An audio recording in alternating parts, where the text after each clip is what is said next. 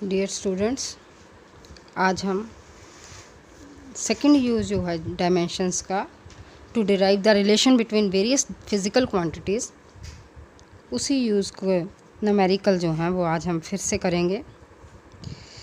उस दिन मैंने न्यूमेरिकल करवाया था,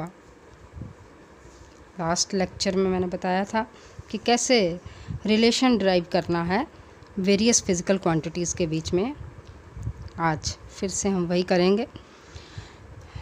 स्टेटमेंट है, suppose that the oscillations of a simple pendulum depends on, oscillations जो हैं सिंपल पेंडुलम की, that depends on mass of the Bob.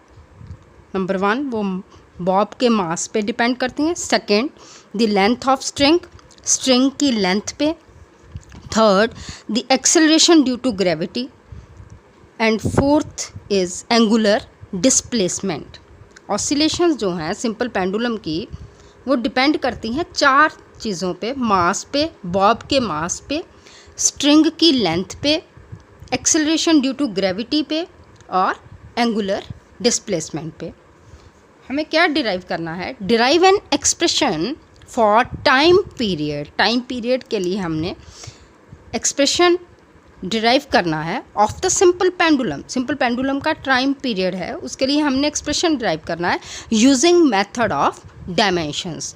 Means हमने डायमेंशंस लेनी है। देखो, टाइम पीरियड जो है, हमने टाइम पीरियड है, टाइम पीरियड का एक्सप्रेशन फाइंड आउट करना, मतलब ये टाइम पीरियड जो है वो चार चीज़ों पे डिपेंड कर रहा है, बॉब के मास पे भी, स्ट्रिंग की लेंथ पे भी, एक्सेलरेशन ड्यू टू ग्रेविटी पे भी और एंगुलर डिस्प्लेसमेंट पे भी। देखो, ये टाइम पीरियड जो है ये वेरियस फिजिकल क्वांटिटीज़ पे डिपेंड कर रहा है। हमें ये नहीं पता कि ये कैसे डिपेंड कर रहा है उन फिज़िकल क्वांटिटीज़ पे। स्क्वायर के साथ डिपेंड कर रहा है time period in physical quantities पे, चार पे, या स्क्वायर रूट के साथ डिपेंड कर रहा है। ठीक है, तो हमने ये चीज़ हमने फाइंड आउट करनी है कितनी पार्ट्स के साथ ये डिपेंड करता है। So we have to find the time period. So the time period of the pendulum depends on four things: mass of the bob, length of the string, acceleration due to gravity g and angular displacement theta. So firstly हम यही लिखेंगे कि ये time period जो है t that is proportional to mass की power a, ये proportionality का साइन है, proportional बोलते हैं इसको, मास की पावर a। मैंने आपको उस दिन भी बताया था कि हमें नहीं पता ये कितनी पार्ट्स के साथ डिपेंड कर रहा है, हमने ए बी सी डी मान लेनी है। अगर चार चीज़ों पे तो ए बी सी डी, तीन पे तो ए बी सी, अगर दो चीज़ों पे डिपेंड कर रहा है तो उन पे पावर हम ए बी या एक्स वाई कुछ भी ले सकते हैं। Where A B C D क्या है? These are the integers, its value may be zero, positive और नेगेटिव। ठीक है, so first time period depends on mass of the bob that is T is proportional to mass की power A. Second, the length of string that is T, time period ही depend कर रहा है ये चार चीज़ों पे, टी की power L, T proportional to L की पावर बी, पावर लेनी है। Third, that depends on acceleration due to gravity that is T is directly proportional to g की power C. And last is angular displacement theta, so T proportional to theta की power D.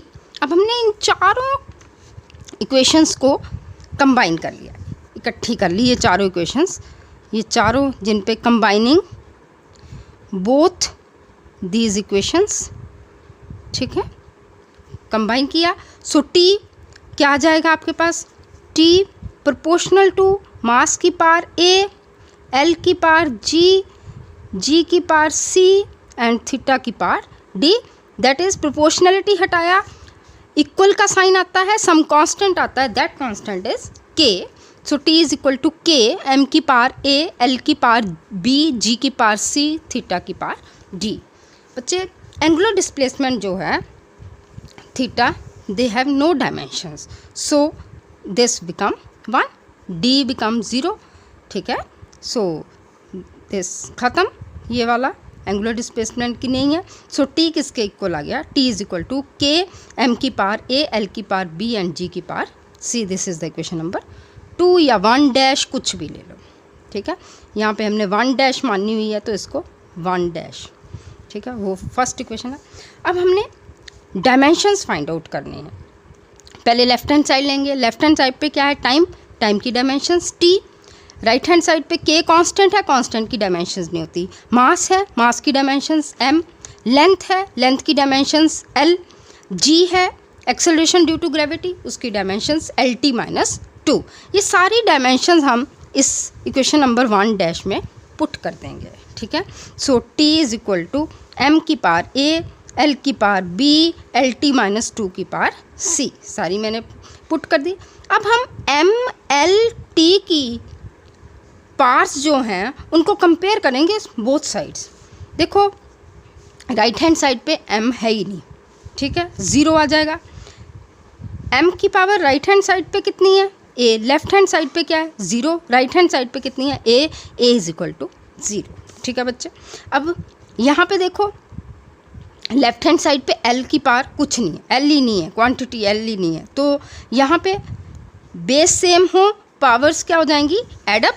So this b plus c is equal to 0, क्योंकि left hand side पे l के ऊपर कोई power नहीं है, l है ही नहीं वहाँ पे फिजिकल क्वांटिटी। थर्ड आ जाओ आप टाइम पे, टाइम की इस साइड पावर कितनी है 1, इस साइड कितनी है -2c, लेफ्ट हैंड साइड पे टाइम के ऊपर पावर कितनी है 1, राइट हैंड साइड पे कितनी है -2c, so this become -2c is equal to 1, so c is equal to -1/2। हम a b c की पावर को लेके इक्वेशन नंबर 1 में पुट करेंगे, ठीक है। a b c की वैल्यू को सारी को मैं किस में पुट करूँगी, इक्वेशन नंबर 1 में। यहाँ c निकला, मैंने c की वैल्यू इक्वेशन नंबर 3 में पुट की, वहाँ से मैंने b निकाली है, that is equal to 1/2। a 0 आ गया, c की वैल्यू -1/2 आ गई, b कितना आ गया हमारे पास 1/2, ठीक है। ये a b c की वैल्यू मैं इक्वेशन नंबर 1 डैश में पुट करूँगी, t is equal to k m की पावर a, l की पावर b, g की पावर c। सो मेरे पास आ गया k m, a के ऊपर पावर कितनी है, a की वैल्यू कितनी आई 0, l b, l की पावर b है, b की वैल्यू कितनी आई 1/2, पुट कर दी मैंने 1/2, ठीक है। और g इंटू जी, c की वैल्यू कितनी आई है -1/2, मैंने पुट कर दी। So this become t is equal to k m की पावर 0, l की पावर 1/2, g की पावर -1/2।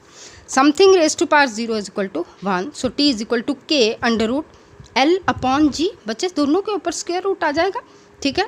ये -1/2 है, ये पावर नीचे चली जाएगी, ठीक है। This become √l upon g।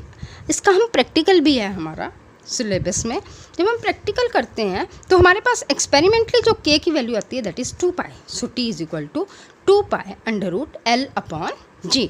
This is the relation to derive the relation between various physical quantities. Time period जो है वो स्क्वायर रूट के साथ डिपेंड करता है लेंथ और एक्सेलरेशन ड्यू टू ग्रेविटी की, ठीक है।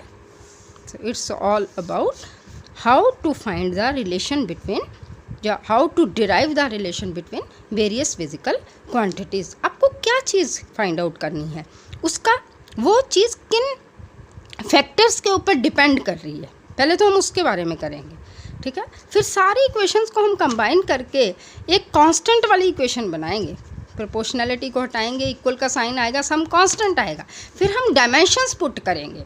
अगला स्टेप हमारा होगा बच्चे, स्टेप बाय स्टेप होगा, फिर हम डायमेंशंस पुट करेंगे लेफ्ट हैंड साइड पे, राइट हैंड साइड पे, फिर हम पार्ट्स को कंपेयर करेंगे m l t की पार्ट्स दोनों बोथ साइड्स पे, लेफ्ट हैंड साइड की भी और राइट हैंड साइड की। वहाँ से हमें क्या मिलेगा a b c की वैल्यू, वो हम जो हमने सारी इक्वेशंस को, सारे फिजिकल क्वांटिटीज़ को कंबाइन करके एक इक्वेशन बनाई है, उस इक्वेशन में a b c की वैल्यू को पुट करेंगे, ठीक है। Thank you very much.